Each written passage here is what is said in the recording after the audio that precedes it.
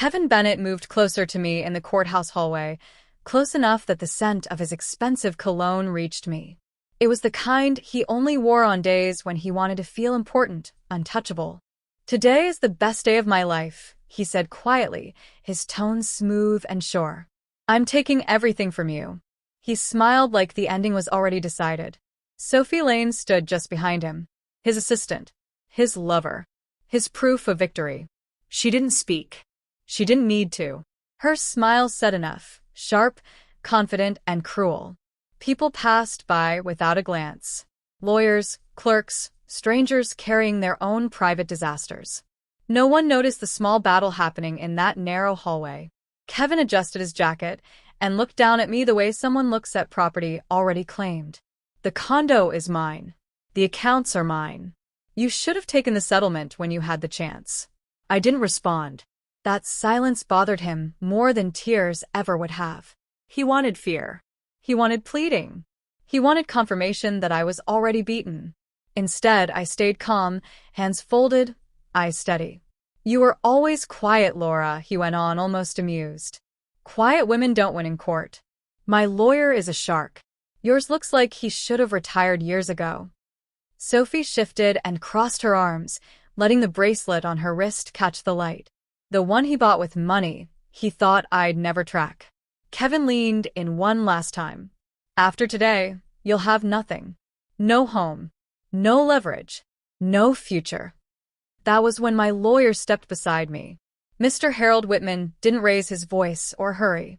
He simply asked one question. "Did you bring everything we discussed?" For the first time, I looked Kevin directly in the eyes. "Yes," I said. "Exactly as you asked." Mr. Whitman nodded once, then turned slightly toward Kevin. His voice stayed calm. "In that case," he said, "I suggest you prepare yourself. Today will be educational." Kevin laughed, completely unaware that the lesson had already begun. Laura Bennett was never the kind of woman who filled a room with noise. She filled it with order. Most of her life was spent quietly in the background, making sure numbers matched, bills were paid, and problems were solved before anyone noticed they existed. That was how Kevin saw her. Useful, dependable, invisible. When people asked what Laura did, Kevin usually answered for her. "She works from home. She does some accounting, nothing serious." He made it sound small and effortless. The truth was, Laura managed financial records for 3 small businesses, all from a laptop at the dining room table. She tracked tax deadlines, insurance renewals, and mortgage schedules. She was the reason their life stayed organized, even when Kevin forgot things. But because she didn't wear heels to an office or boast about her work, Kevin assumed she had no real achievements. After they married, Laura paused her career to support his. She moved whenever his job required it. She took on extra freelance work so he could chase promotions. She believed in partnership, even when the balance was unfair. Kevin confused her patience for weakness. At dinner parties, he joked that he was the provider and Laura managed the house. People laughed. Laura smiled. No one asked who actually controlled the finances or made sure they stayed out of debt. Quiet people often notice the most because they listen more than they speak. Laura noticed Kevin coming home later. She noticed unexplained expenses. She noticed affection fading into distraction. She didn't accuse. She watched. And in those silent moments, the real story of their marriage was already taking shape. The day everything changed wasn't dramatic. There was no shouting or slammed doors. It was a soft, rainy Tuesday, the kind that made the apartment feel heavy and closed in. Laura stood in the bedroom holding one of Kevin's suit jackets. He'd left it draped over a chair, wrinkled and forgotten. She planned to take it to the cleaners just like always. Out of habit, she checked the pockets. Kevin had a habit of stuffing things everywhere: business cards, receipts, flash drives. Laura had learned that if she didn't look, something important would disappear. Her fingers touched a folded piece of thick paper inside the inner pocket. She assumed it was a business card and unfolded it carefully. It wasn't. It was a receipt from a luxury jewelry store downtown.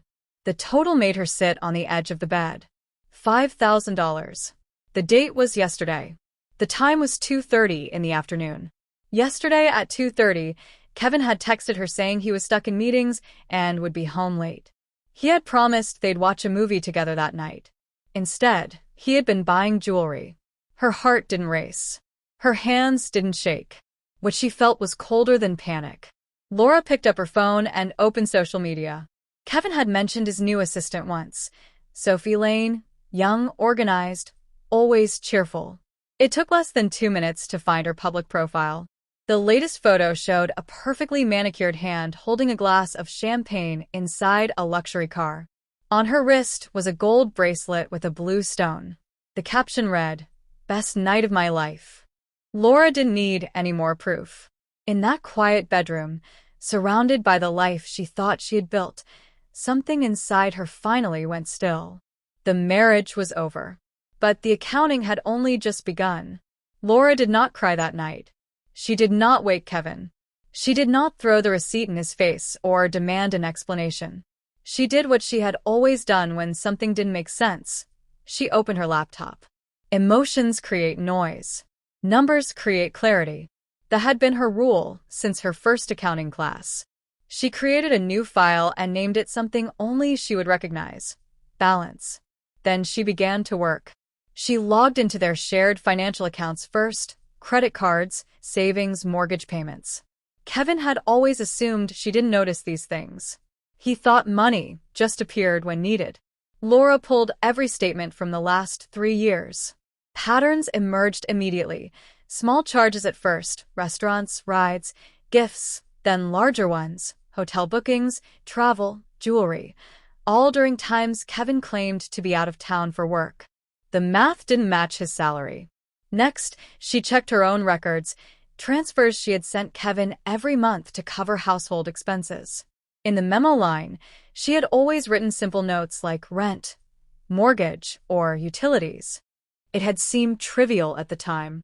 Now it meant everything.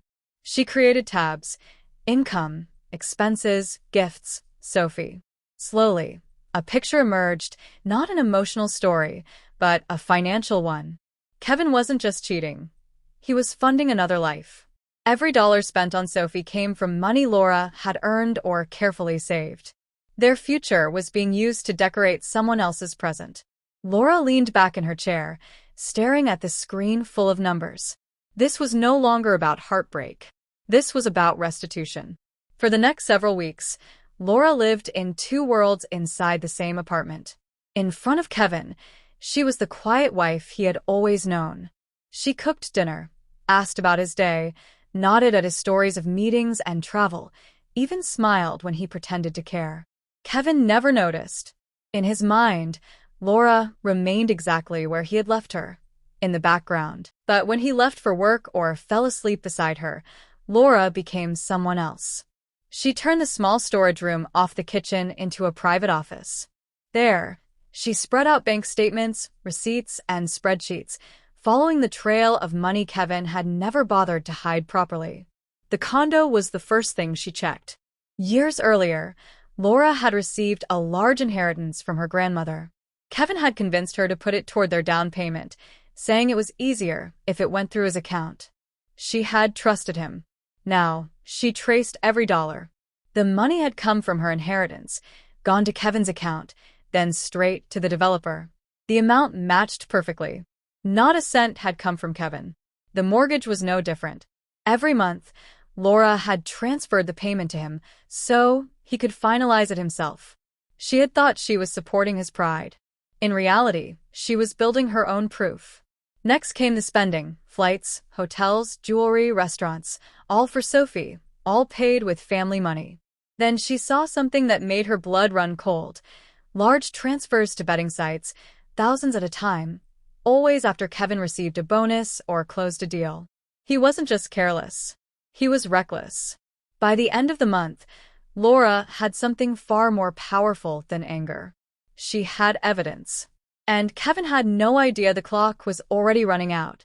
Laura didn't choose the first lawyer she found. She chose the one who understood strategy. A colleague from her old firm gave her a name: Harold Whitman. An older man, quiet, precise, known for never taking cases he could not win. His office was small, lined with heavy books. No motivational posters, no fake smiles, just shelves of law and the scent of old paper.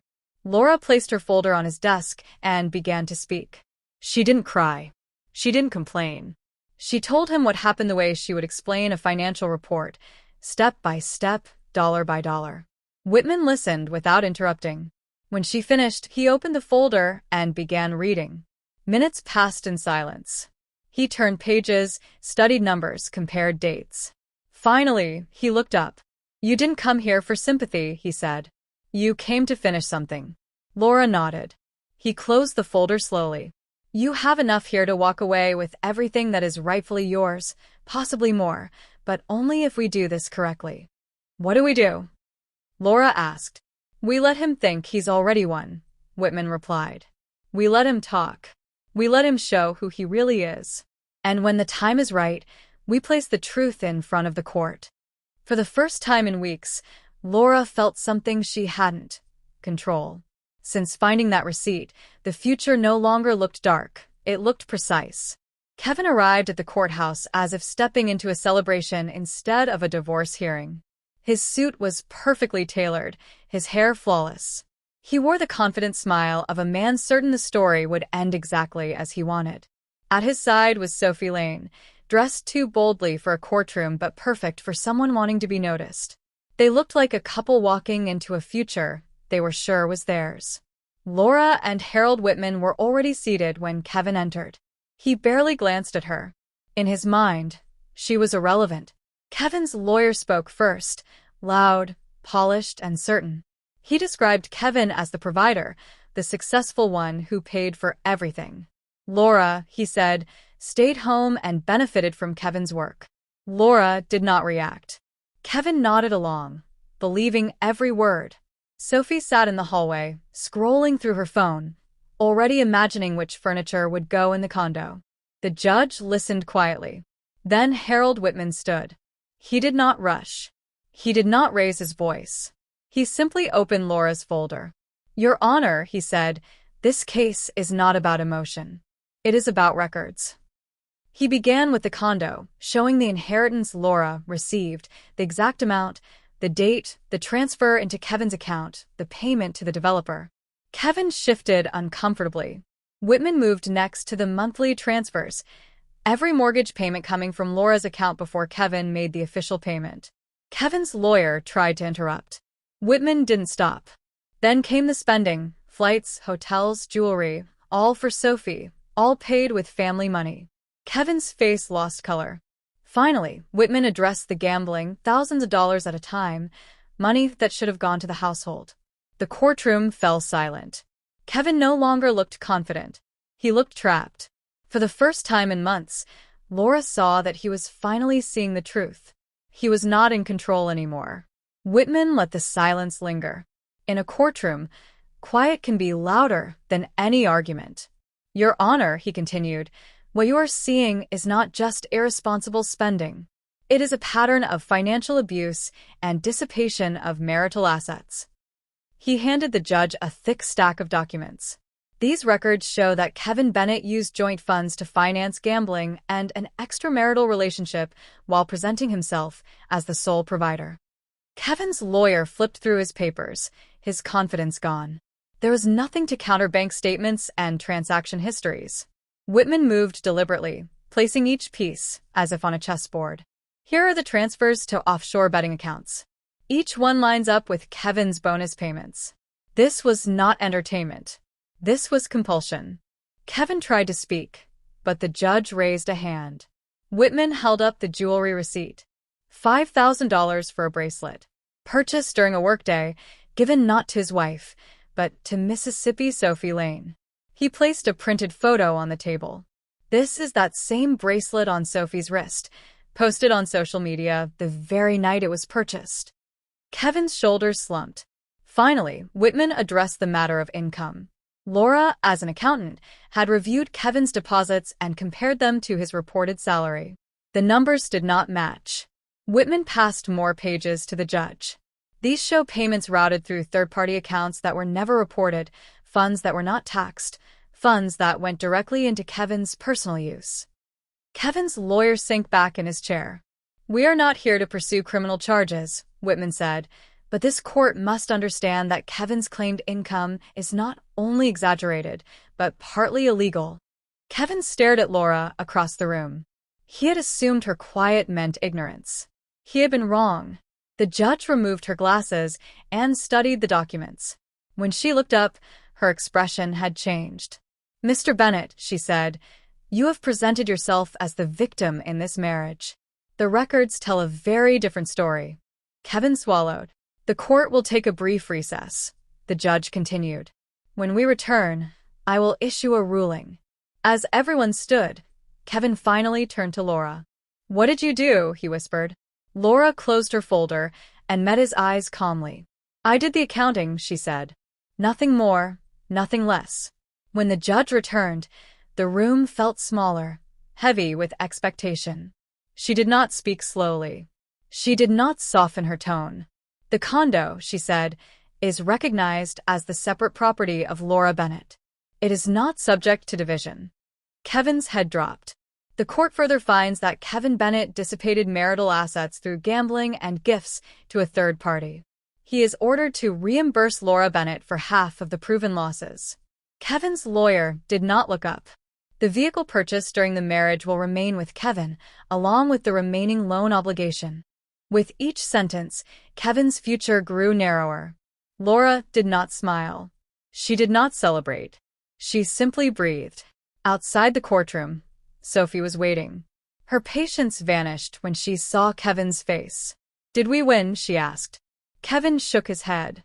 Sophie stepped back as if he had become someone else. "You said there was money," she snapped. "You said we would live well." Kevin had no answer. Sophie turned and walked away without looking back. Minutes later, Kevin's phone rang. It was his company. The investigation Laura had set in motion had already begun. By the time he left the courthouse, he no longer had a job, a home, or a future he recognized. Laura walked past him without stopping. Some endings do not need words. Stepping outside into the cool air, she felt something she had not felt in a long time: lightness. The sky was gray, but for the first time, it did not feel heavy. It felt open. Harold Whitman shook her hand on the courthouse steps. "You handled yourself well," he said. "Most people let emotion ruin their case. You let the truth do the work." Laura smiled. "Numbers never lie," she replied. She walked to her car alone, not lonely. The condo was hers. The silence inside it was hers. The future was hers. Kevin had wanted freedom without responsibility. He got it. Laura had wanted fairness. She earned it. This is what revenge really looks like: not shouting, not destruction, but patience, preparation, and the courage to let the truth speak when it matters most. If this story resonated with you, take a moment to like and share it. Someone out there may need to hear that quiet strength still wins. Tell me in the comments where you are watching from. I read every message. And if you want more stories about people who took their power back, subscribe to The Art of Revenge. Because sometimes the strongest move isn't fighting louder. It's staying calm until the final balance is settled.